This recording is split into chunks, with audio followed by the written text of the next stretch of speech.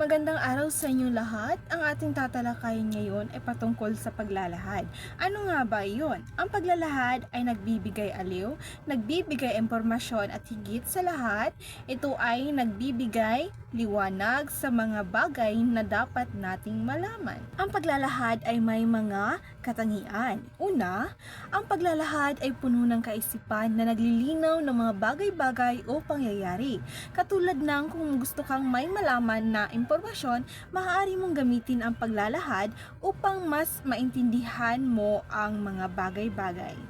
Ang pangalawang katangian ng paglalahad ay sa pagpapaliwanag, kailangan di maligoy. Dahil kapag ikaw ay nagpapaligoy-ligoy sa iyong pagsasalita o paglalahad, hindi maintindihan ng manonood o mambabasa ang iyong itinuran o ang mga impormasyong iyong sinasabi.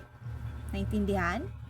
Ang ikatlong katangian ng paglalahad ay kailangan sa paglalahad ang gamit ng simpleng pananalita sa natural na pamamaraan. Dahil kapag gumamit ka ng mga jargons na mga salita, hindi ito maintindihan ng lahat.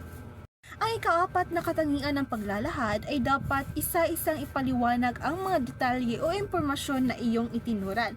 Dahil kapag nagsalita ka lang ng salita, hindi nila iyon maintindihan. Ang limang katangian ng paglalahad ay dapat kapag ikaw ay nagsasalita sa harap, iwasan mo ang galaw ng galaw para hindi sila malito at maunawaan nila ang teksto o ang impormasyon na iyong sinasalita. Anim na katangian ng paglalahad naman ay dapat kapag gumagamit ka ng mga salita, dapat ito angkop sa mga manonood at mambabasa upang mas maintindihan at maliwanagan sila sa mga impormasyong iyong inilahad. Sa panahon naman ng paglalahad, hindi naman natin maiwasan na hihingan tayo ng opinyon. Ngunit dapat ang opinyon mo na ibigay ay angkop o may katumbas na katotohanan. Kung kailangan man magbigay ka ng sanhi at bunga upang maintindihan ng manonood o mambabasa, gagawin mo yon o ilalagay mo yon kapag sinusulat mo ang paglalahad. Sa paglalahad, dapat makuha mo ang simpatya o ang mga emosyon ng mga mambabasa o manonood tulad ng pagkalungkot o pagkasaya, pagkagalit o pagka-exciting, ganon. At yun lamang ang ibig sabihin ng paglalahad at ang katangian at panahon ng paglalahad.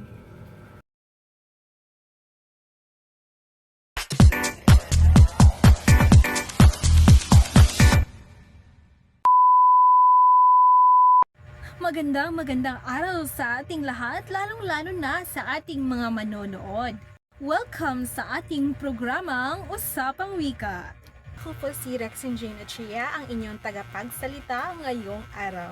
At ang pag-uusapan natin ngayon ay patungkol sa pambansang wika at ang tanong na bakit mahalaga ang wikang Filipino sa edukasyon at lipunan. Kilalanin natin ang ating mga eksperto ngayong araw. Unahin natin sa isang guro sa wika at panitikan, walang iba kundi si Prof. Florence May Sayod. Bigyan natin siya ng masigabong palakpakan. At para naman sa ating pangalawang eksperto, isang sosyolingwista na nag-aaral ng ugnayan ng wika at lipunan, walang iba kundi si Dr. Kevin Monato. Bigyan natin siya ng masigabong palakpakan. At ang una nating tanong ay para kay Prof. Florence May Sayod. Maaari po ba ninyong ipaliwanag kung bakit mahalaga ang wikang Filipino sa edukasyon? Maraming salamat, Binibining Rixin. Mahalaga ang wikang Filipino sa larangan ng edukasyon dahil ito ang wika ng malaking bilang ng mga mag-aaral. Kung ang wikang Filipino ang gagamitin sa pagtuturo, mas magiging malinaw at naipapaliwanag ng mabuti ang mga konsepto at mas lalong mauunawaan ng mabuti ng mga estudyante. Isa pa, nakakatulong ito sa pagpapatibay ng identidad sa pamamagitan ng Filipino na ipapakita natin ang ating kultura, kasaysayan at lalong-lalo na ang ating mga pagpapahalaga. Maraming salamat po, Prof. Florence May Sayod. Ngayon naman, ang ating tanong ay para kay Dr. Kevin Monato. Paano naman naapektuhan ang wikang Filipino sa ating lipunan? Napakahalaga ng wika sa lipunan dahil ito ang daluyan ng komunikasyon. Sa paggamit ng wikang Filipino, mas nagiging malapit ang ugnayan ng iba't ibang rehiyon ng bansa.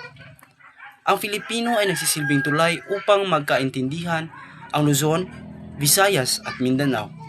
Bukod dito, ang paggamit ng Filipino sa media, batas at pang-araw-araw na usapan ay nagpapakita na buhay at dinamiko ang ating wika.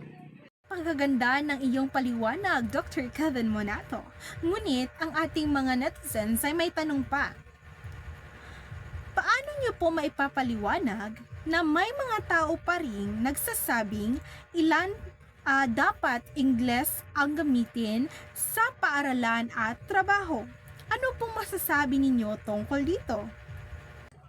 Hindi mali ang paggamit ng Ingles, ngunit ang Filipino ay mas accessible sa karamihan. Kapag marami ang nakakaunawa, mas demokratibo ang komunikasyon. Maaari namang magsabay ang dalawang wika. Tinatawag natin itong multilingualism. Pero hindi dapat makalimutang palakasin ang Filipino bilang wika ng bayan. Tama po kayo.